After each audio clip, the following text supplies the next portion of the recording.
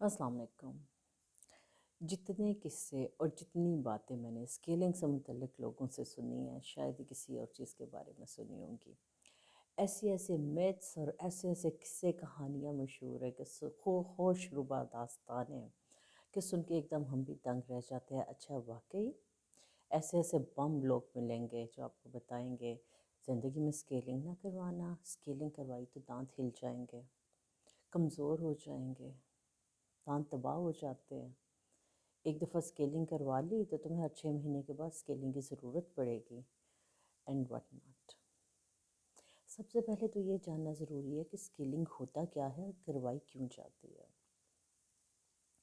दांतों के ऊपर वक्त के साथ साथ जब अच्छे तरीके से सफाई नहीं की जाती, बाज़ औक़ात हमारे पानी में ऐसे नमकियात मौजूद होते हैं गंदे किस्म के, और ग़िज़ा में पान, छाल या तंबाकू का इस्तेमाल, दांतों के ऊपर स्टेन्स जमते जाते हैं, कैलकुलस जमता जाता है। वो खाना जो आप साफ़ नहीं कर सकते, वो प्लेक, वो जरासीम जम जाते हैं दांत के ऊपर, एक पत्थर की पतरी सी बन जाती है। वो पथरी जरासीमों से भरपूर होती है। मसूड़ा दांत की सतह पे बिल्कुल ऐसे क्लोजली जो है दांत के साथ लगा होता है। अब ये पत्थर की पथरी आहिस्ता आहिस्ता मसूड़े और दांत के दरमियान अपनी जगह बनाती जाती है। मसूड़ा अपनी जगह छोड़ देता है। नीचे क्या है? हड्डी। ये पथरी बिल्कुल दीमक की तरह है। जिस तरह से दीमक लकड़ी को अंदर ही अंदर चाट जाती है, ये पथरी अंदर ही अंदर दांत की हड्डी को घुला देती है, ख़त्म कर देती है। और अगर आप ज़्यादा अरसे तक इसी तरह से इसी कंडीशन में एहतियात नहीं करें तो दांत हिलना भी शुरू हो जाते हैं और बाज़ औक़ात बिल्कुल पूरा ठीक दांत बाहर गिर जाता है। मांस खुराबी इसी को आम फहम ज़ुबान में कहते हैं, जब ये बहुत एडवांस स्टेज पे चला जाता है। स्केलिंग और पॉलिशिंग का मतलब है आपके मुंह की डीप क्लीनिंग, अच्छी तरह से सफाई। जब कोई जगह बहुत गंदी हो जाए, किचन की सरफेस वगैरह, आप तेज़ाब डालते हैं, रगड़ते हैं, अच्छी तरह से सफाई करते हैं, वो आप किचन की स्केलिंग पॉलिशिंग कर रहे हैं। इसी तरह से जब ज़्यादा अरसे तक खाना पीना, सफाई ना करना, बैड हैबिट्स, इन सब की वजह से दांतों के ऊपर बहुत मैल और गंद जम जाता है, जो कि लॉन्ग रन में दांतों की सेहत, मसूड़े, दांत की हड्डी सब के लिए बहुत ख़तरनाक है। और अगर ये बीमारियां, इनको पेरियोडोंटाइटिस कहते हैं, ज़्यादा लंबे अरसे तक रहें तो ये सिर्फ मुंह को नहीं पूरे जिस्म को जो है ख़राब करती हैं। यहाँ तक कि दिल की बीमारियां भी इसके साथ एसोसिएटेड हैं। माओं में लो बर्थ वेट और बाज़ औक़ात हमल के ज़ाया हो जाने तक के जो हैं वो शवाहिद मिलते हैं। तो one has to be very careful about this thing. अब स्केलिंग में डेंटिस्ट क्या करता है? वो अपने एक स्केलर या अपने एक टूल की मदद से दांतों पे जमी हुई सारी पथरी को उतार के दांतों को बिल्कुल साफ़ कर देते हैं।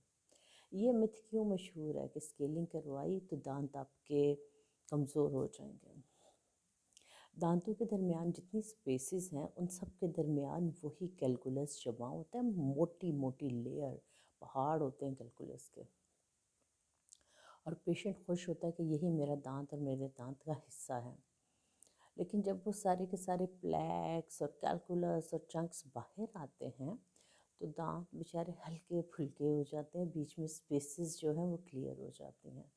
अब जब पेशेंट ज़ुबान लगाता है तो उसे महसूस होता है कि मेरा दांत तो पहले से कमज़ोर हो गया, पतला हो गया, एंड दे स्टार्ट बिलीविंग कि दांत कमज़ोर हो गए। स्केलिंग के बाद बाजू का ठंडा गर्म लगता है, उसको भी यही परसीव किया जाता है वो ठंडा गर्म क्यों लग रहा है। कैलकुलस जहाँ जहाँ पे था उसने दांत की वो सारी सरफेसेस को कवर किया हुआ था। तो जो हमारा एक नॉर्मल प्रोसेस है जिसमें हमारे स्लाइवा से या थूक से मिनरल कंटेंट दांत में ऑब्जॉर्ब होता रहता है और दांत मजबूत होता है, वो इस एरिया में वो काम नहीं हुआ और वहाँ से जब डिपॉजिट्स उतरे हैं तो नीचे वीक होता है, जिसको थोड़ा टाइम लगेगा वापस स्ट्रॉन्ग होने में, तो वो ठंडा गर्म लगता है।